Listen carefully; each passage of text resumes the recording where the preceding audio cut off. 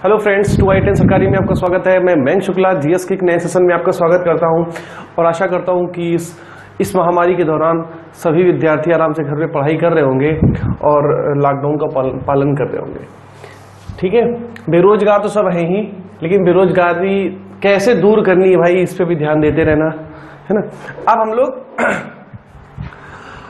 कल हमने डिस्कस कर लिया था सविनय अवज्ञा आंदोलन। कल असहयोग हुआ था, असहयोग आंदोलन। आज का हमारा टॉपिक है सविनय अवज्ञा आंदोलन। कल हमने असहयोग आंदोलन डिस्कस कर लिया था, जो कि 1 अगस्त 1920 को स्टार्ट हुआ था और फरवरी 1922 को खत्म हो गया था। फरवरी 1922 को खत्म हो गया था। क्यों खत्म हुआ था? चौरी चौरा की घटना की वजह से। चौरी चौरा हमारे उत्तर प्रदेश के गोरखपुर नामक जिले में पड़ता है। पुलिस कर्मियों को जला दिया गया था। मुक्तेश्वर वहां का एसएचओ था, मुक्तेश्वर एसएचओ था। इसके बाद 1923 में क्या बनता है? स्वराज पार्टी बढ़ती है सीआर दास और मोतीलाल नेहरू के द्वारा। सीआर दास इसके अध्यक्ष बने और मोतीलाल नेहरू महामंत्री बने। इसके बाद 1924 में हिंदुस्तान रिपब्लिक एसोसिएशन, 1928 में Hindustan socialist Republic association. Bhagat Singh इनमें 1928 की सोशलिस्ट रिपब्लिक एसोसिएशन में शामिल थे, जो दिल्ली के फिरोज शाह कोटला मैदान में बनी। फिरोज शाह कोटला मैदान का वर्तमान नाम अरुण जेटली स्टेडियम है और इसके एक पवेलियन का नाम विराट कोहली के नाम पर भी रखा गया है। इसके बाद उसके बाद आता है 1928। 1928 में क्या होता है? साइमन कमीशन भारत आता है। साइमन कमीशन भारत आया तो साइमन कमीशन भारत आता है। साइमन कमीशन, तो साइमन कमीशन ने भारत को में संवैधानिक विकास करने का निर्णय लिया था। इसमें कोई भी भारतीय नहीं था, कोई भी भारतीय शामिल नहीं था। ये कोई भी भारतीय शामिल न करने का प्रस्ताव किसने दिया था? लॉर्ड इरविन ने। तो और ये जो सर कमीशन साहब थे, ये इंग्लैंड के उदारवादी टीम के लीडर थे। इसके बाद इन्होंने क्या किया? इरविन के साथ, उस समय इरविन वायसराय था, तो इरविन के कहने पर ही भारतीयों को शामिल नहीं किया गया और भारत के संवैधानिक विकास करने का रास्ता साफ किया गया। लेकिन जैसे ही भारतीयों को पता चला कि इसमें कोई भी भारतीय नहीं है, कोई भी भारतीय नहीं है, तो इसको बाइकआउट किया गया। ये 1928 में बंबई पहुंचा, जहां पे टी प्रकाशन ने इसका विरोध किया। लखनऊ में इसका विरोध खली कुज्म खां के द्वारा किया गया। और इसी साइमन कमीशन विरोध के चलते ही लाला लाजपत राय की हत्या कर दी गई। लाला लाजपत राय की लाठियों से पीट कर हत्या कर दी। वो लाठी अंग्रेज अधिकारी सैंडर्स ने चलवाई थी, अंग्रेज अधिकारी।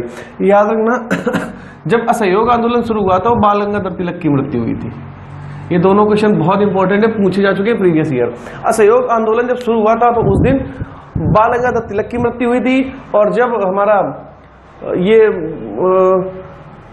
साइमन कमीशन आया था तो उसके विरोध में लाला लाजपत राय की हत्या हुई थी। लाला लाजपत की हत्या लाठियों से पीटकर की गई। इसके बाद 1924 में ही कानपुर में दंगा हुआ था। पहला दंगा कब हुआ था? 1924 में। जो पहला दंगा 1924 में कानपुर में हुआ था, इसमें हमारे गणेश शंकर विद्यार्थी की मृत्यु हुई थी। गणेश शंकर विद्यार्थी की मृत्यु हुई थी। इन्हीं के नाम पर आज कानपुर में मेडिकल कॉलेज का नाम गणेश शंकर विद्यार्थी मेडिकल कॉलेज है। याद रखना, पहला दंगा 1924 में हुआ था। इसके बाद 1925 में हमारी कम्युनिस्ट पार्टी बनी थी एम एन रॉय के द्वारा। इसके बाद जब साइमन कमीशन का विरोध हुआ तो उस समय भारत में अंग्रेजों का एक सचिव था, लॉर्ड बर्कनहेड। लॉर्ड बर्कनहेड ने भारतीयों को चैलेंज कर दिया कि भैया तुम ये बना के दिखाओ, संविधान बना के दिखाओ तो जाने, क्योंकि हम लोगों ने ये प्रयास कर लिया जो आपको पसंद नहीं आया है।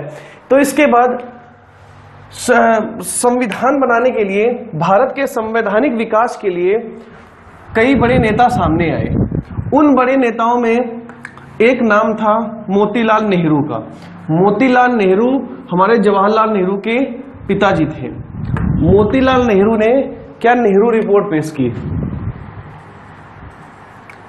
मोतीलाल नेहरू ने नेहरू रिपोर्ट पेश की। कब? 1928 में। नेहरू रिपोर्ट में बहुत सारे प्रावधान थे।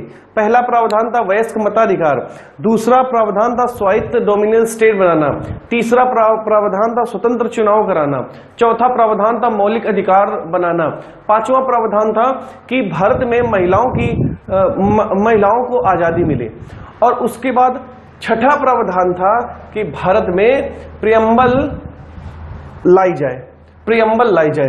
ये सारे जो नेहरू रिपोर्ट के कुछ पार्ट्स थे।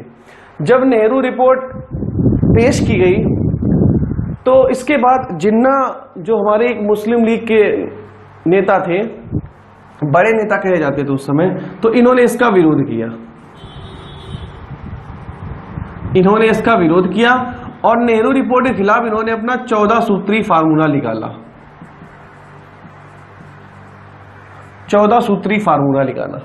जब 14 सूत्री फार्मूला निकाला गया तो उसके बाद नेहरू रिपोर्ट और 14 सूत्री फार्मूला दोनों पे ही डिस्कशन करना बंद कर दिया गया, क्योंकि दोनों आपस में एक विरोध में थे। इसके बाद एक विरोध की ज्वाला फूटती है जवाहरलाल नेहरू के द्वारा। जवाहरलाल नेहरू ने भी नेहरू रिपोर्ट का विरोध किया था। इनको प्रॉब्लम इस बात पर थी जो नेहरू जी ने बोला था स्वायत्त डोमिनियल स्टेट बनाना, और नेहरू रिपोर्ट में यह भी कहा गया था कि भाई प्रांतों को भाषा के आधार पर बांटा जाना चाहिए। तो नेहरू ने क्या किया, इसका विरोध करके इंडिया इंडिपेंडेंट लीग बनाई। इंडिया इंडिपेंडेंट लीग बनाई किसके साथ मिलकर? सुभाष चंद्र बोस के साथ मिलकर। सुभाष चंद्र बोस के साथ मिलकर। जब 1920 का असहयोग आंदोलन हुआ था तो ये कलकत्ता में एक विश्वविद्यालय था, उसके प्रिंसिपल थे सुभाष चंद्र बोस प्रिंसिपल थे। आईसीएस की परीक्षा पास करने के बाद उन्होंने आईसीएस की नौकरी छोड़ी थी अपने भारत के लिए, ठीक है, भारत को स्वतंत्र कराने के लिए। जवाहरलाल नेहरू ने इंडिया इंडिपेंडेंट लीग बनाई सुभाष चंद्र बोस के साथ मिलकर। 1929 के लाहौर अधिवेशन में इनको अध्यक्ष बनाया गया, जवाहरलाल नेहरू को। और जब ये अध्यक्ष बने तब इन्होंने रावी नदी के तट पर झंडा गाड़ दिया और पूर्ण स्वराज की मांग कर दी। पूर्ण स्वराज की मांग जैसे ही की गई तो अंग्रेजों के हाथ पैर कप गए, है ना, और इन्होंने झंडा गाड़ के वहीं बैठ गए रावी नदी किनारे। और 26 जनवरी 1930 को इन्होंने पहला स्वाधीनता दिवस मनाया। स्वाधीनता दिवस मनाया, ठीक है, स्वाधीनता दिवस मनाया। अब हम लोग चलते हैं आगे। ये तो जवाहरलाल नेहरू का काम हो गया। जवाहरलाल नेहरू ने क्या किया भाई, पूर्ण स्वराज के लिए, शब्द याद रखना है, पूर्ण स्वराज। पूर्ण स्वराज शब्द जब भी आपसे पूछा जाएगा तो आपको जवाहरलाल नेहरू का नाम याद आना चाहिए, और 1929 का लाहौर अधिवेशन। जब भी ओनली सिर्फ स्वराज की बात होगी तब 1906 का कलकत्ता अधिवेशन याद आना चाहिए। दादा भाई नौरोजी को जरूर याद करना, ठीक है। स्वराज की मांग दादा भाई नौरोजी ने की थी, पूर्ण स्वराज की मांग हमारे जवाहरलाल नेहरू ने की थी, ठीक है। तो जवाहरलाल नेहरू ने 26 जनवरी 1930 को स्वाधीनता दिवस मनाया। इसीलिए हर साल 26 जनवरी को ही हम लोग गणतंत्र दिवस मनाते हैं, हर साल 26 जनवरी को। इसके बाद गांधी जी की शुरू होती है दूसरी एंट्री, सविनय अवज्ञा आंदोलन। गांधी जी ने यहां से शुरू किया अपना सविनय अवज्ञा आंदोलन। सविनय अवज्ञा आंदोलन, गांधी जी ने सविनय अवज्ञा आंदोलन 12 मार्च 1930 को स्टार्ट किया। 12 मार्च 1930 को स्टार्ट किया और इन्होंने अप्रैल 1930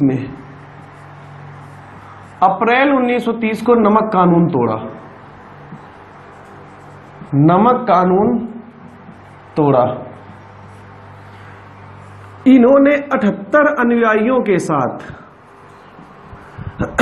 78 अनुयायियों के साथ दांडी यात्रा की। 78 अनुयायियों के साथ दांडी यात्रा की। इन्होंने इस यात्रा के दौरान तकरीबन 375 किलोमीटर की दूरी तय की।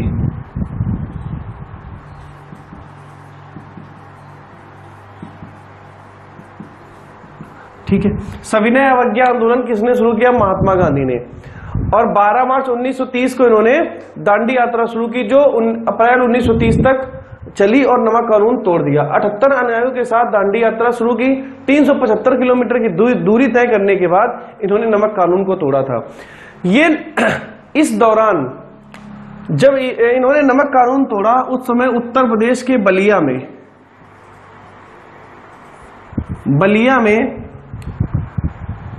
नमक बनाया गया।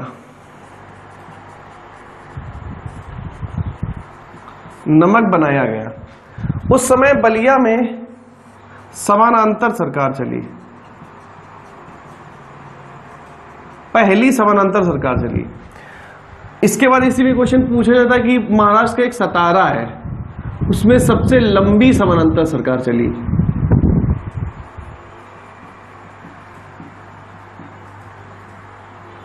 सबसे लंबी समानांतर सरकार चली। ठीक है। इसके बाद अब क्वेश्चन ये पूछा जाता है कि सविनय अवज्ञा आंदोलन के दौरान भारत में वायसराय कौन था? तो आपका आंसर होगा लॉर्ड इरविन। लॉर्ड इरविन उस समय भारत में वायसराय था जब महात्मा गांधी ने सविनय अवज्ञा आंदोलन शुरू किया। सविनय अवज्ञा आंदोलन शुरू करने के बाद महात्मा गांधी ने आमरण अनशन शुरू कर दिया और इसके बाद जब इरविन को पता चला तो इरविन महात्मा गांधी के पास आए और उन्हें बोला कि गांधी जी ऐसा करो, आप ये भाई बंद कर दो, क्योंकि गांधी जी की इतनी पॉपुलैरिटी थी कि गांधी जी जहां बैठ जाते थे पूरा हुजूम उनके पीछे चलने लगता था।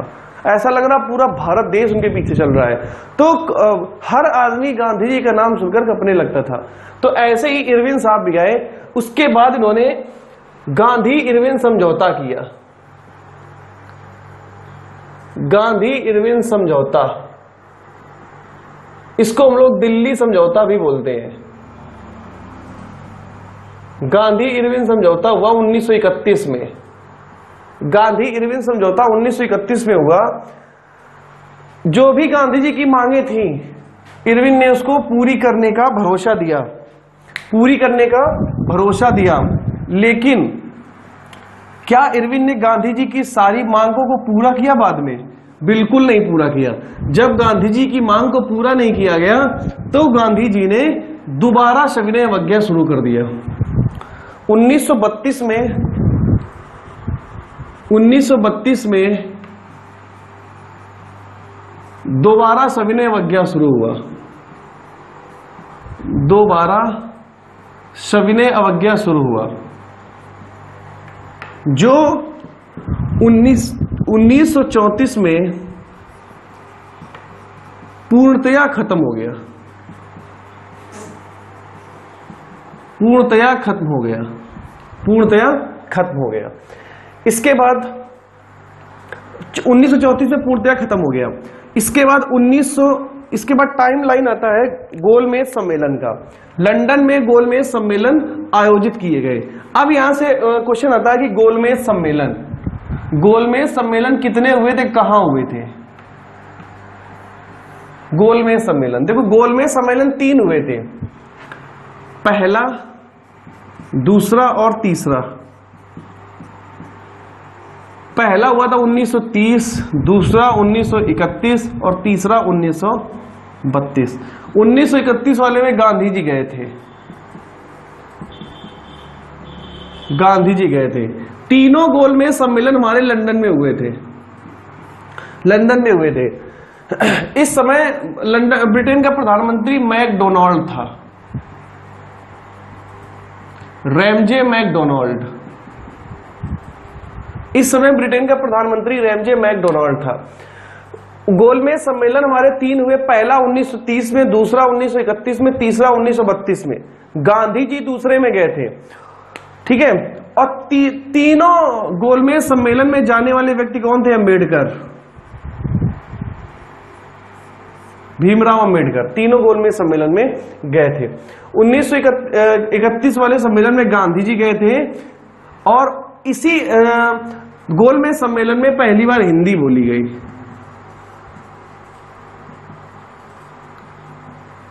हिंदी बोली गई। हिंदी बोली गई। ठीक है, तो गोल में सम्मेलन कितने हुए थे? 3। पहला 1930, 1931 और 1932, ये तीनों क्वेश्चन पूछे जाते हैं भाई। ठीक है, उस समय ब्रिटेन के प्रधानमंत्री मैकडोनाल्ड, और कहां हुए थे? लंदन में। गांधी जी दूसरे में गए थे और उसी में हिंदी बोली गई थी, और तीनों में जानने वाले हमारे थे भीमराव अंबेडकर। भीमराव अंबेडकर। ठीक है, तो 3 गोल में सम्मेलन 1930, 1931 और 1900। तो सविनय अवज्ञा आंदोलन लोग के बारे में कुछ बहुत महत्वपूर्ण चीजें देखते हैं। सविनय अवज्ञा आंदोलन,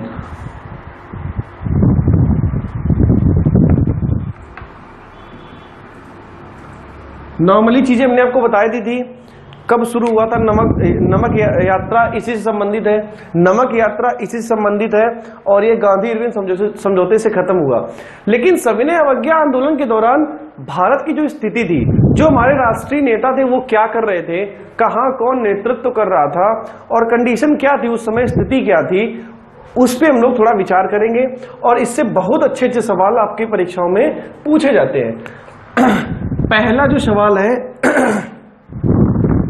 कि गांधी जी जब अनशन पे बैठे थे तो उनको अरेस्ट भी कर लिया गया था। गांधी जी को गिरफ्तार किया गया,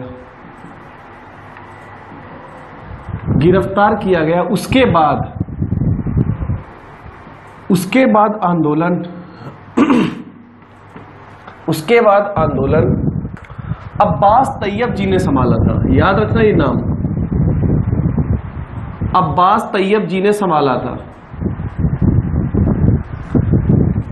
जब गांधी जी को अरेस्ट किया गया, देखो गांधी जी सविनय अवज्ञा आंदोलन के लिए अनशन पे बैठ गए, नमक कानून तोड़ दिया। नमक कानून के बाद इन्होंने सविनय अवज्ञा आंदोलन शुरू कर दिया। जैसे ही शुरू किया, अंग्रेजों को परेशानी हो गई। अंग्रेजों ने क्या किया? आनन फानन में गांधी जी को उठा के जेल में बंद कर दिया। जैसे ही गांधी जी को उठा के जेल में बंद कर दिया गया, गांधी जी ये पहले ही जानते थे कि अंग्रेज हमको ही टारगेट करेंगे, है ना। तो गांधी जी को जैसे ही उठा के जेल में डाला गया। अच्छा, अब क्वेश्चन पूछा जाता कि गांधी जी को उठा के कौन सी जेल में डाला गया था? तो याद रखना, येरवड़ा जेल थी। येरवड़ा जेल थी, और गांधी जी ने येरवड़ा जेल को ही मंदिर कहा था।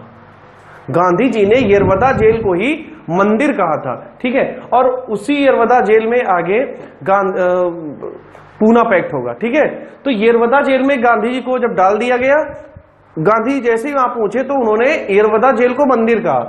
उसके बाद गांधी जी का स्थान किसने लिया था? तो हमारे अब्बास तैयब जी ने संभाला था।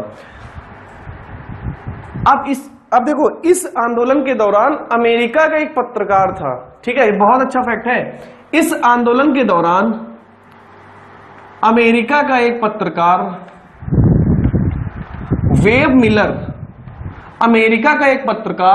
वेब मिलर गांधी जी के साथ था। गांधी जी के साथ था। ऐसा बताया जाता है कि वेब मिलर ने भी इस आंदोलन के दौरान लाठियां खाई थी।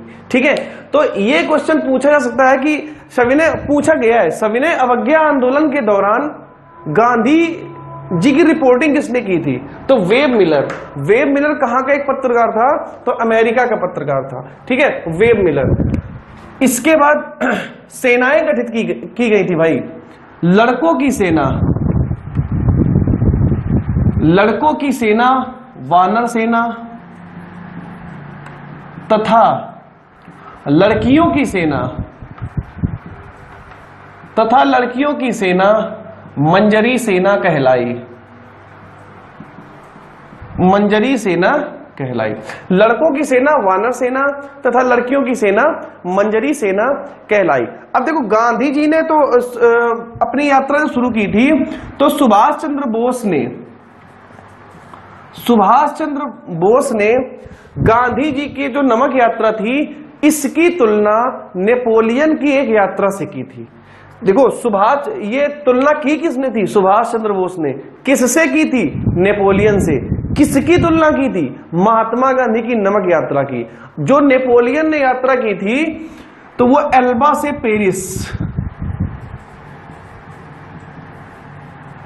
से पेरिस, ये हमारे नेपोलियन की यात्रा थी। सुभाष चंद्र बोस ने एल्बा से पेरिस से इसकी तुलना की, से तुलना की। ठीक है, इसका मतलब सुभाष चंद्र बोस साहब जो थे उन्होंने गांधी जी की जो नमक यात्रा थी उसकी तुलना सुभाष चंद्र बोस की एक यात्रा हुई थी एल्बा से पेरिस की, उससे की थी। और इस आंदोलन जो सविनय अवज्ञा आंदोलन था, उस आंदोलन में एक हमारे खान अब्दुल गफ्फार खां थे, नाम सुना होगा आपने, खान अब्दुल गफ्फार खां, सीमांत गांधी, खान अब्दुल गफ्फार खां द्वारा बनाई गई खुदाई खिदमतगार, खुदाई खिदमतगार, खुदाई खिदमतगार ने भी सहयोग किया। लाल कुर्ती सेना इन्हीं की थी, खान अब्दुल गफ्फार खां की, उसने भी इसमें पार्टिसिपेट किया था। ठीक है, तो ये खुदाई खिदमतगार ने इसमें सहयोग किया था। ठीक है, एक हमारे नागा थी 13 वर्षीय नागा गैडिल्यू, 13 वर्षीय नागा गैडिल्यू ने भी सहयोग किया। ये सारे क्वेश्चन पूछे जाते हैं। ये क्वेश्चन किस फॉर्म में आते हैं पेपर में कि सविनय अवज्ञा आंदोलन के दौरान निम्नलिखित कथनों पर विचार कीजिए, और 4 आपको बोल देगा, फिर 1 2 सही है, 2 3 सही है, तीनों सही, कोई नहीं सही। इस टाइप का जो क्वेश्चन आपका फ्रेम करता है वो इसी कॉन्सेप्ट के बेस पर करता है। जब तक आपको इतने सारे कॉन्सेप्ट नहीं पता होंगे, अगर आपको ये पता है सविनय अवज्ञा आंदोलन 1930 में महात्मा गांधी ने किया, वो जमाना जा चुका है, क्वेश्चन ऐसे सेट नहीं होता है। अब क्वेश्चन ऐसे सेट नहीं हो रहा है। अगर बाय द वे क्वेश्चन ऐसे सेट हो रहा है तो उसको सही करके आप ये उम्मीद नहीं कर सकते कि आपका सिलेक्शन हो जाएगा। ठीक है, जब तक आपको इतनी फ्रेमिंग नहीं पता होगी, इतना नॉलेज नहीं होगा, जीएस से पार पाना भाई बहुत मुश्किल है। ठीक है, तो इतनी तैयारी आपको करनी पड़ेगी। तैयारी करने के लिए नोट्स बना के उसको 10 बार रिवाइज करना होगा, और इसका कोई इलाज नहीं है। और इसके लिए कोई स्पेशल डॉक्टर भी नहीं है कि भाई वहां से आप चले जाओ, पढ़ लो, वहां 1 लाख रुपए जमा करो, पढ़ लो। वो क्या घोर के थोड़ा पिला देते हैं। 10 बार आप कहीं भी पढ़ोगे, 10 बार पढ़ोगे, आपको याद होगी। क्यों नहीं याद होगी? ठीक है, 2000 और 2001 में जो पिक्चरें आई थी उनके नाम आपको पता है, बट मैं जो अभी आपको पढ़ाया जा रहा है ये आपको कल भूल जाओगे। तो कहीं ना कहीं दिमाग में प्रॉब्लम है ना, दिमाग का कंसंट्रेशन इस तरफ नहीं आ रहा है आपका। जिस दिन वो कंसंट्रेशन इधर आ गया ना, उस दिन आपकी नौकरी लग जाएगी। और जल्दी आ जाए तो ज्यादा ठीक है, नहीं ओवरेज हो जाओगे। ठीक है, तो इसके बाद 13 वर्षीय नागा गैडिल्यू ने भी इसमें सहयोग किया था। खान अब्दुल गफ्फार खां की खुदाई खिदमतगार ने भी सहयोग किया था। सुभाष चंद्र बोस ने इसकी तुलना एल्बा से पेरिस की नेपोलियन यात्रा से की। लड़कों की सेना वानर सेना, लड़कियों की सेना मंजरी सेना कहलाई। अमेरिका का एक पत्रकार वेब मिलर, नाम याद कर लेना, वेब मिलर कहां का पत्रकार था? अमेरिका का। किसके साथ था? गांधी जी के। किस आंदोलन में? सविनय अवज्ञा आंदोलन में। जब गांधी जी को अरेस्ट कर लिया गया तब इनका स्थान किसने लिया था? तो हमारे अब्बास तैयब जी। अब्बास तैयब जी एक व्यक्ति थे जिन्होंने गांधी जी की गद्दी संभाली थी जब गांधी जी को अरेस्ट कर लिया गया था। इसके बाद गांधी जी को येरवड़ा जेल में डाला गया। येरवड़ा जेल में डाला गया। येरवड़ा जेल में डाला गया। येरवड़ा जेल में डाला गया। गांधी ने इसे मंदिर कहा। गांधी जी ने येरवड़ा जेल को मंदिर कहा था। येरवड़ा जेल में इनसे मिलने जवाहरलाल नेहरू, केटी कामत, हृदयनाथ कुंजरू आदि बड़े बड़े नेता गए। आदि बड़े नेता गए, लेकिन गांधी जी ने किसी की बात नहीं मानी। गांधी जी ने वहीं अपना अनशन शुरू कर दिया था। मतलब ये जेल में भी अनशन कर रहे थे, वहीं इन्होंने अनशन करना शुरू कर दिया। ठीक है, इसके बाद 2 यात्राएं और हुई थी। गांधी जी के सविनय अवज्ञा और नमक यात्रा के दौरान हमारे भारत में 2 और बड़ी बड़ी यात्राएं हुई थी। एक यात्रा हमारे चक्रवर्ती श्री गोपालाचारी ने की थी, दूसरी यात्रा हमारे केटी कल्पक्कम ने की थी। चक्रवर्ती श्री राजगोपालाचारी ने यह यात्रा तमिलनाडु में तथा केटी कल्पक्कम ने यह यात्रा हमारे मालाबार तट पे की थी। वो यात्राएं कौन सी थी? आइए हम लोग उसको देखते हैं। तो सबसे पहली हमारी यात्रा आती है राजगोपालाचारी की। सी राजगोपालाचारी। सी राजगोपालाचारी ने नमक यात्रा, श्री राजगोपालाचारी ने नमक यात्रा त्रिचिरापल्ली से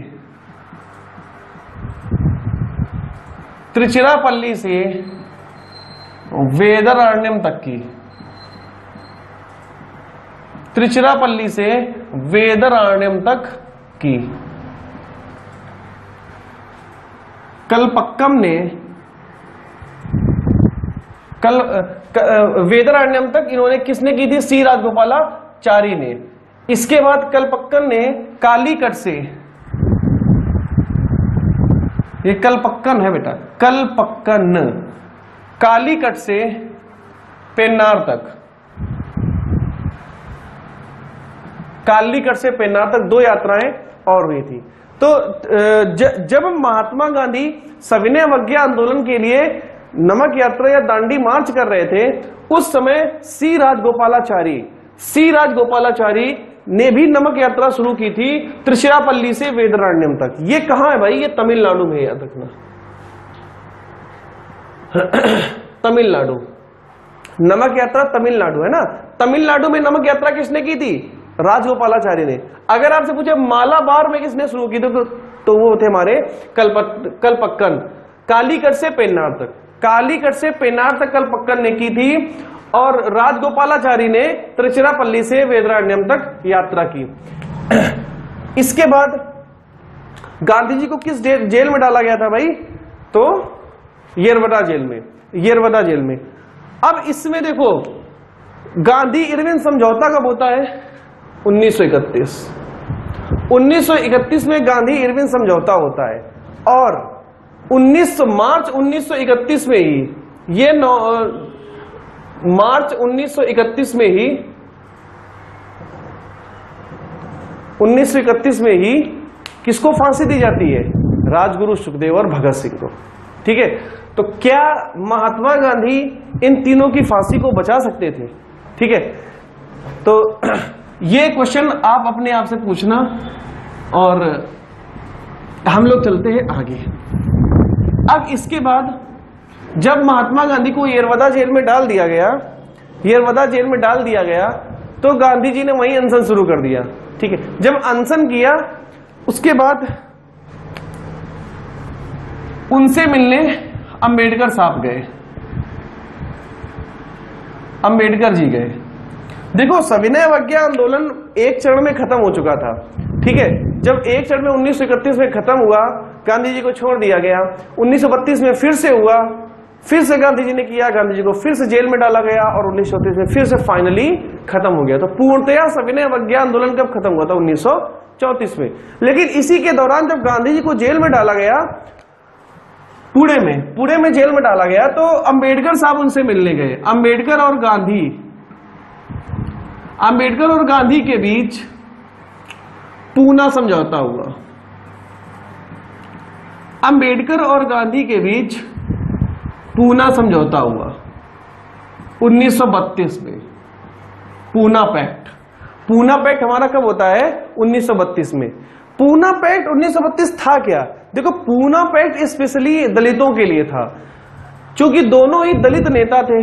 ठीक है, गांधी जी भी दलित प्रेमी थे बहुत, है ना, और अंबेडकर साहब तुम्हारे दलित वर्ग से थे ही।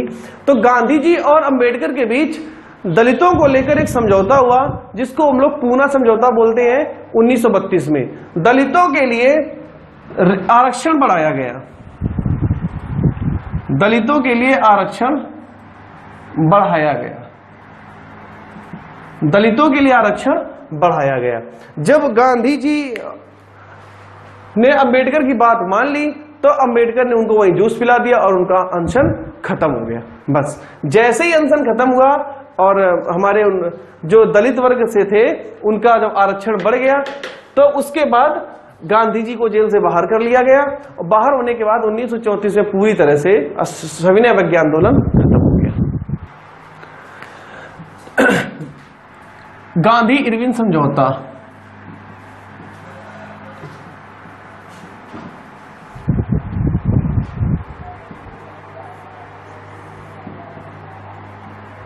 देखो गांधी इरविन समझौता से संबंधित जो महत्वपूर्ण बातें हैं, सबसे पहला ये हमारा 5 मार्च 1931 को हुआ था। ठीक है, किसके प्रयासों से? तो याद रखना, तेज बहादुर सप्रू, तेज बहादुर सप्रू, आर.एस. जयशंकर आदि जो नेता थे, इनकी बदौलत ही ये गांधी इरविन समझौता हो पाया था। इसके बाद सरोजनी नायडू ने गांधी इरविन को दो महात्मा कहा। गांधी और इरविन को दो महात्मा बोला था। गांधी और इरविन को दो महात्मा किसने बोला था? सरोजनी नायडू ने।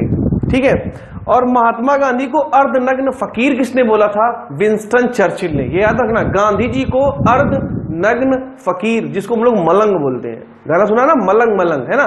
तो वही मलंग जो है, मलंग का मतलब होता है अर्धनग्न फकीर। गांधी जी को अर्धनग्न फकीर किसने बोला था? तो याद रखना, हमने बता दिया आपको, है ना? अब इसके बाद सरोजनी नायडू ने गांधी इरविन को दो महात्मा कहा। तेज बहादुर सप्रू और आर.एस. जयशंकर की वजह से ये समझौता हुआ था। 5 मार्च 1931 को ये समझौता हुआ।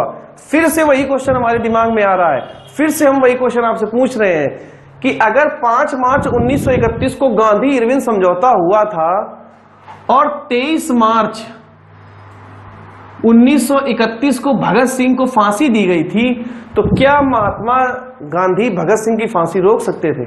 ठीक है, ये क्वेश्चन अपने आप से करके अपने आप आंसर निकालना। ठीक है, अगर आंसर ना आए तो कमेंट करना, फिर हम आपको बता देंगे कि रुक सकती थी कि नहीं रुक सकती थी। अगर रुक सकती थी तो कैसे रुक सकती थी, क्या कारण रहे थे, और क्या रीजन, एक्चुअली क्या रीजन था कि गांधी जी ने भगत सिंह का नाम भी इस समझौते में नहीं लिया था। ठीक है, अगर आपको पता हो तो ठीक है यार, कमेंट करके बता देना, थोड़ा लेंथी हो जाएगा, कोई दिक्कत नहीं।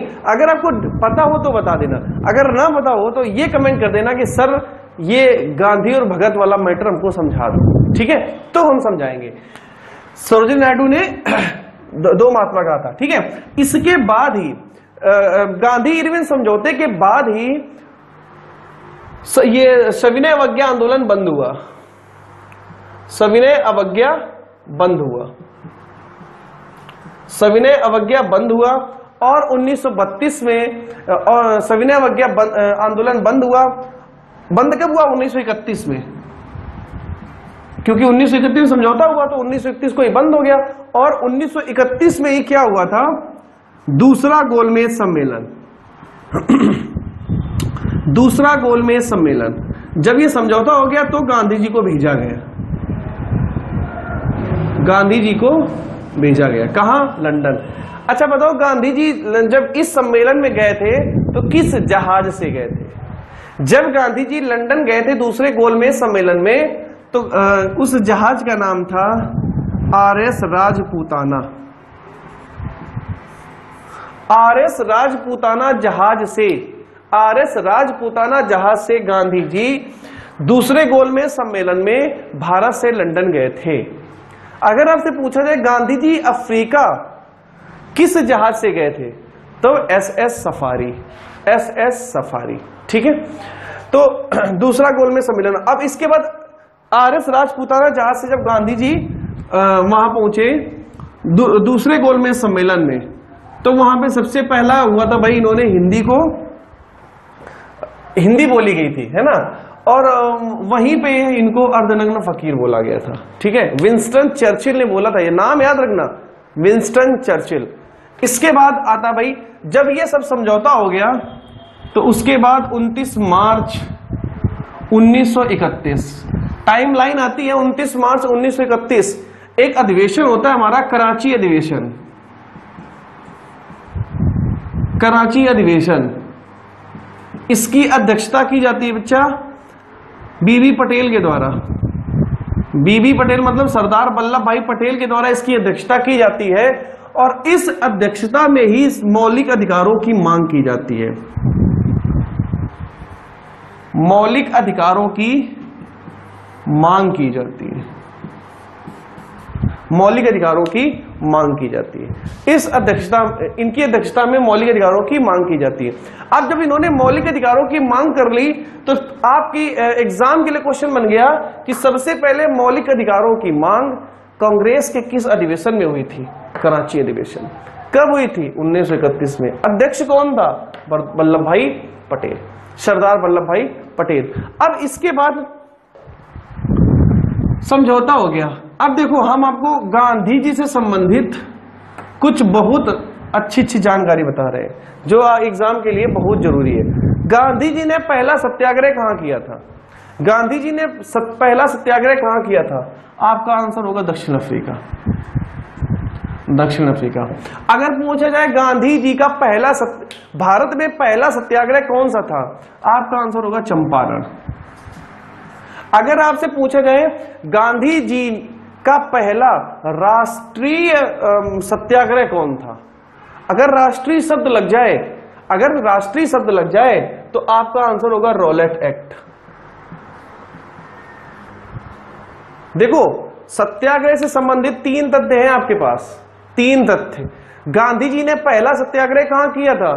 दक्षिण अफ्रीका। गांधी जी ने भारत में पहला सत्याग्रह कहां किया था? चंपारण। और गांधी जी ने राष्ट्रीय स्तर पर पहला सत्याग्रह कहां किया था? राष्ट्रीय स्तर पर। तो उस सत्याग्रह का नाम था रॉलेट एक्ट। Rowlatt act. अब यह क्वेश्चन पूछा जाता है कि गांधी जी से मिलने दक्षिण अफ्रीका कौन गया था? गांधी जी से मिलने दक्षिण अफ्रीका कौन गया था? तो आपका आंसर होगा गोपाल कृष्ण गोखले। गांधी जी से मिलने दक्षिण अफ्रीका कौन गया था? गोपाल कृष्ण गोखले। गांधी जी से मिलने गोपाल कृष्ण गोखले गए थे।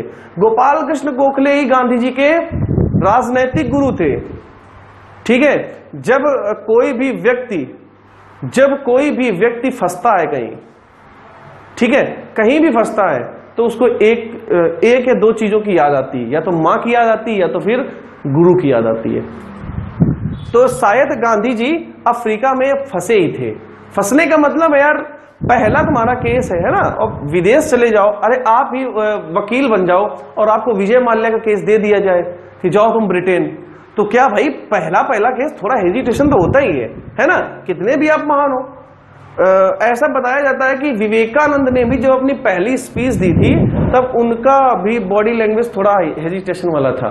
ठीक है, तो होता है। तो जब इनको दिक्कत हुई थी तभी ये ऐसा बोला जाता है कि गोपाल कृष्ण गोखले को इन्होंने याद किया था, तब गोखले साहब वहीं गए थे। ठीक है। आप आध्यात्मिक कथाओं में देखो, कोई भी फंसा होता है तो भगवान गुरु को याद कर लेता है तो गुरु सपनों में आके उसको आशीर्वाद दे देते हैं। शक्तिमान देखो आप, शक्तिमान तो आंखें बंद कर लेता, गुरु जी आ जाते हैं उसके। ठीक है, तो वही चीज है। गांधी जी को जब परेशानी हुई थी तो गोपाल कृष्ण गोखले ही उनसे मिलने गए थे। ये आपकी एक परीक्षा के लिए इंपॉर्टेंट यही कि गांधी जी से मिलने कौन गया था? गोपाल कृष्ण गोखले। अब क्वेश्चन आता है कि गांधी जी दक्षिण अफ्रीका में सबसे ज्यादा किससे प्रभावित हुए थे? गांधी जी दक्षिण अफ्रीका में सबसे ज्यादा किससे प्रभावित हुए थे?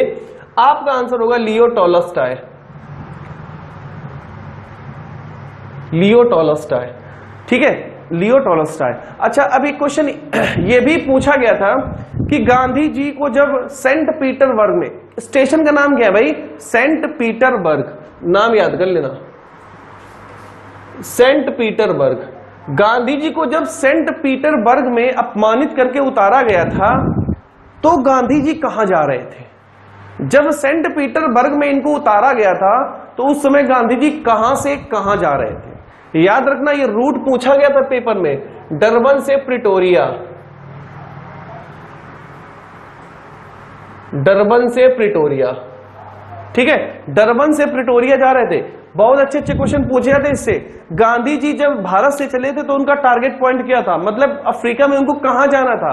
प्रिटोरिया, प्रिटोरिया जाना था। डरबन तक ये गए थे जहाज से, शिप से। डरबन तक ये शिप से गए थे। शिप का नाम भी याद रख लेना, SS safari. SS safari, SS safari ship के द्वारा गए थे। उसके बाद डरबन में जब ये उतरे तो डरबन से प्रिटोरिया उनको बाय ट्रेन जाना था, और बीच में एक स्टेशन पड़ता है सेंट पीटरबर्ग। सेंट पीटरबर्ग, उसमें इनको उतारा गया था। तो नरेंद्र मोदी ने अभी 2017 या 2018 में सेंट पीटर्सबर्ग में ही महात्मा गांधी की एक प्रतिमा का अनावरण किया इन्होंने। सेंट महात्मा गांधी की एक प्रतिमा अभी भी लगी हुई है। ठीक है, तो भाई याद रखना, कहां जा रहे थे? डरबन से प्रिटोरिया। स्टेशन जहां उतारे गए थे सेंट पीटर्सबर्ग। कौन सा जहाज था? SS safari. किससे प्रभावित हुए थे? टॉलस्टॉय से। मिलने कौन गया था? गोपाल कृष्ण गोखले। पहला राष्ट्रीय सत्याग्रह रॉबर्ट एक्ट। पहला सत्याग्रह भारत में चंपारण। और गांधी के जीवन का पहला सत्याग्रह दक्षिण अफ्रीका में। अगर यही एक और क्वेश्चन पूछा जाता है कि गांधी जी ने पहली भूख हड़ताल क्या की थी, तो अहमदाबाद मिल मजदूर। ठीक है, गांधी जी ने साबरमती आश्रम कब बनाया था? 1916 में। साबरमती आश्रम में जहां ये रहते थे उसका नाम क्या था? हृदय कुंज। ठीक है, तो ये कुछ गांधी जी से संबंधित इंपॉर्टेंट चीजें थी जो आपको याद रखना है। गांधी जी ने किसको मंदिर कहा था? गांधी जी ने किसको मंदिर कहा था? Yerwada jail. Yerwada jail, Yerwada jail को मंदिर कहा था। गांधी जी के साथ कौन सा एक पत्रकार था? कौन सा अमेरिकी पत्रकार था जिसने गांधी जी की रिपोर्टिंग की थी? तो web Miller. Web Miller, web Miller एक पत्रकार था जिसने गांधी जी की रिपोर्टिंग की थी। ठीक है, अब अहमदाबाद मिल मजदूर, लियो Tolstoy, Gopal Krishna Gokhale, Robert act, ये सारे क्वेश्चन आपको याद होने चाहिए ऐसे। सविनय अवज्ञा आंदोलन के बाद एक फैक्ट आता है सांप्रदायिक पंचाट। सांप्रदायिक पंचाट, ये सांप्रदायिक पंचाट क्या था? देखो, सांप्रदायिक पंचाट को रैमजे मैकडोनाल्ड लाए थे। रैमजे मैकडोनाल्ड लाए। ये भारत के विधान परिषद में, भारत के विधान मंडलों में सभी वर्गों के लिए था। सभी वर्गों के लिए था। अब देखो इसमें क्या किया गया था? सभी वर्गों के लिए इसमें किया गया था कि सभी वर्गों को अलग अलग कर दिया गया था। दलितों को अलग कर दिया गया, हिंदुओं को अलग कर दिया गया। ठीक है, एक स्पेशलिटी जिसकी दलितों को हिंदू से अलग कर दिया गया। दलितों को हिंदुओं से अलग कर दिया गया। हिंदुओं से अलग करके निर्वाचक मंडल बना दिया गया। ये हमारा याद रखना, ये 16 अगस्त को आया था। 16 अगस्त 1932 निर्वाचक मंडल बना दिया। अब देखो, जैसे ही दलितों को हिंदुओं से अलग किया गया, क्योंकि दलित उस समय पढ़े लिखे नहीं थे, वो अपने आप संविधान को कैसे चलाना, क्या करना, उनको कुछ भी नहीं पता था। तो जैसे ही इनको अलग किया गया, गांधी जी से रुष्ट हो गए और गांधी जी ने अनशन कर दिया। तब जवाहरलाल नेहरू, तेज बहादुर सप्रू और हैदरनाथ कुंजरू आदि के कहने पर भीमराव रामजी अंबेडकर ने गांधी के साथ 29 सितंबर, डेट याद रखना, 29 सितंबर 1932 को पूना समझौता किया। पूना समझौता किया। जैसे ही पूना समझौता हुआ तो पूना समझौता के तहत जो सांप्रदायिक पंचाट में दलितों को हिंदुओं से अलग किया गया था, तो पुनः दलितों को हिंदुओं में मिला दिया गया और इनकी निर्वाचक जो स्थिति थी उसको 71 से बढ़ाकर 147 कर दिया गया। लगभग 18% का इनको बेनिफिट दिया गया।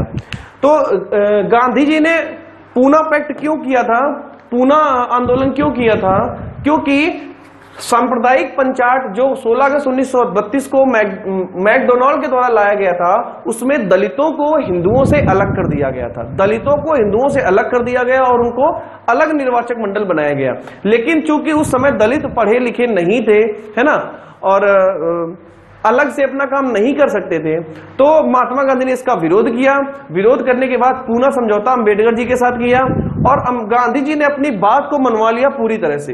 दलितों को फिर से हिंदुओं में शामिल कर दिया गया, लेकिन 71 से 147 उनका निर्वाचक क्षेत्र बढ़ा दिया गया। ठीक है, अब इसमें इसके बाद ही गोल में सम्मेलन हमने आपको बताए थे कि 1931, 1930 1931 और 1932, ये तीनों गोलमेज सम्मेलन हुए थे। तीनों में शामिल कौन हुआ था? अंबेडकर। ठीक है, गांधी जी और कांग्रेस किस में गई थी? दूसरे में। तीसरे में क्या हुआ? याद रखना, तीसरे में 1935 के अधिनियम का जो तीसरा गोलमेज हुआ था, उसमें 1935 के अधिनियम का प्रारूप बना था। याद रखना, 1935 के अधिनियम का प्रारूप बनाया गया था तीसरे गोलमेज सम्मेलन में। दूसरे गोलमेज सम्मेलन में गांधी जी और कांग्रेस ने भाग लिया था। तीनों गोलमेज सम्मेलन में अंबेडकर ने भाग लिया था। तीनों गोलमेज सम्मेलन कहां हुए थे? लंदन में।